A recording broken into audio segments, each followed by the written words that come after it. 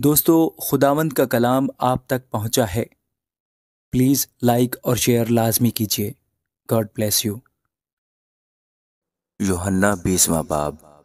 ان دنوں میں ایک روز ایسا ہوا کہ جب وہ ہیکل میں لوگوں کو تعلیم اور خوشخبری دے رہا تھا تو سردار کاہن اور فقی بزرگوں کے ساتھ اس کے پاس آ کھڑے ہوئے اور کہنے لگے کہ ہمیں بتا، تو ان کاموں کو کس اختیار سے کرتا ہے، یا کون ہے جس نے تجھ کو یہ اختیار دیا ہے؟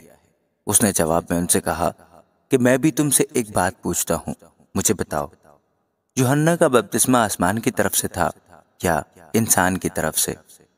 انہوں نے آپس میں کہا کہ اگر ہم کہیں آسمان کی طرف سے تو وہ کہے گا تم نے کیوں اس کا یقین نہ کیا، اور اگر کہیں کہ انسان کی طرف سے تو سب لوگ ہم کو سنسار کریں گے، کیونکہ انہیں یقین ہے کہ یوحنا نبی تھا۔ بس انہوں نے جواب دیا، ہم نہیں جانتے کہ کس کی طرف سے تھا۔ یسوع نے ان سے کہا، میں بھی تمہیں نہیں بتاتا کہ ان کاموں کو کس اختیار سے کرتا ہوں۔ پھر اس نے لوگوں سے یہ تمثیل کہنی شروع کی کہ ایک شخص نے داغستان لگا کر باغبانوں کو ٹھیکے پر دیا اور ایک بڑی مدت کے لیے پردیس چلا گیا، اور پھل کے موسم پر اس نے ایک نوکر باغبانوں کے پاس بھیجا تاکہ وہ داغستان کے پھل کا حصہ اسے دیں، لیکن باغبانوں نے اسے پیٹ کر خالی ہاتھ لوٹا دیا۔ پھر اس نے ایک اور نوکر کو بھیجا، انہوں نے اس کو بھی پیٹ کر اور بے عزت کر کے خالی ہاتھ لوٹا دیا۔ پھر اس نے تیسرا بھیجا، انہوں نے اس کو بھی زخمی کر کے نکال دیا۔ اس پر داغستان کے مالک نے کہا کہ کیا کروں؟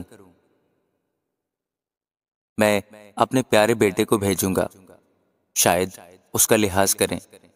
جب باغبانوں نے اسے دیکھا تو آپس میں صلاح کر کے کہا، یہی وارث ہے، اسے قتل کریں گے کہ میراث ہماری ہو جائے۔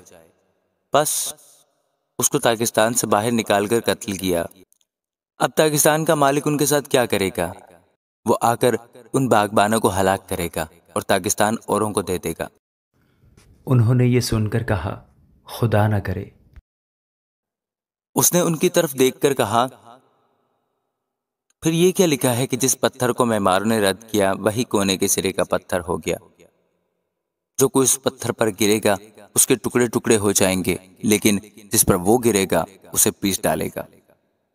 اسی گھڑی فقیوں اور سردار کاہنوں نے اسے پکڑنے کی کوشش کی، مگر لوگوں سے ڈرے، کیونکہ وہ سمجھ گئے تھے کہ اس نے یہ تمثیل ہم پر کہی، اور وہ اس کی تاک میں لگے اور جاسوس بھیجے کہ راست باز بن کر اس کی کوئی بات پکڑیں تاکہ اس کو حاکم کے قبضہ اور اختیار میں دے دیں۔ انہوں نے اس سے یہ سوال کیا کہ اے استاد، ہم جانتے ہیں کہ تیرا کلام اور تعلیم درست ہے اور تو کسی کی طرفداری نہیں کرتا بلکہ سچائی سے خدا کی راہ کی تعلیم دیتا ہے۔ ہمیں قیصر کو خراج دینا روا ہے یا نہیں؟ اس نے ان کی مکاری معلوم کر کے ان سے کہا، ایک دینار مجھے دکھاؤ، اس پر کس کی صورت اور نام ہے؟ اس نے کہا، قیصر کا۔ اس نے ان سے کہا، بس جو قیصر کا ہے قیصر کو، اور جو خدا کا ہے خدا کو ادا کرو۔ وہ لوگوں کے سامنے اس قول کو پکڑ نہ سکے بلکہ اس کے جواب میں تعجب کر کے چپ ہو رہے۔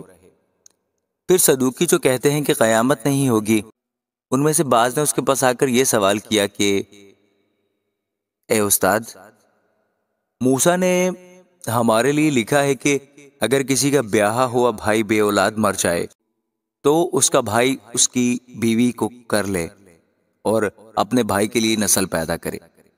چنانچہ 7 بھائی تھے، پہلے نے بیوی کی اور بے اولاد مر گیا، پھر دوسرے نے اسے لیا اور تیسرے نے بھی، اسی طرح 7 بے اولاد مر گئے، آخر کو وہ عورت بھی مر گئی۔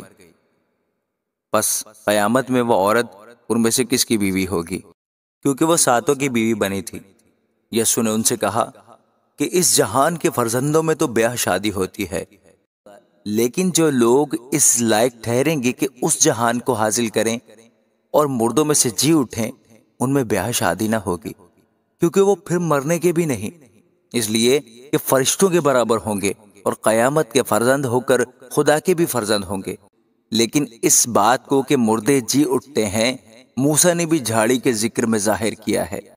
چنانچہ وہ خداوند کو ابراہیم کا خدا اور اسحاق کا خدا اور یعقوب کا خدا کہتا ہے، لیکن خدا مردوں کا خدا نہیں بلکہ زندوں کا ہے، کیونکہ اس کے نزدیک سب زندہ ہیں۔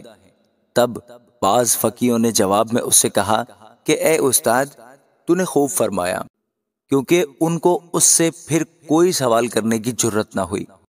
پھر اس نے ان سے کہا، مسیح کو کس طرح داؤد کا بیٹا کہتے ہیں؟ داؤد تو زبور میں آپ کہتا ہے کہ خداوند نے میرے خداوند سے کہا، میری دہنی طرف بیٹھ، جب تک میں تیرے دشمنوں کو تیرے پاؤں تلے کی چوکی نہ کر دوں۔ پس داؤد تو اسے خداوند کہتا ہے، پھر اس کا بیٹا کیوں کر ٹھہرا؟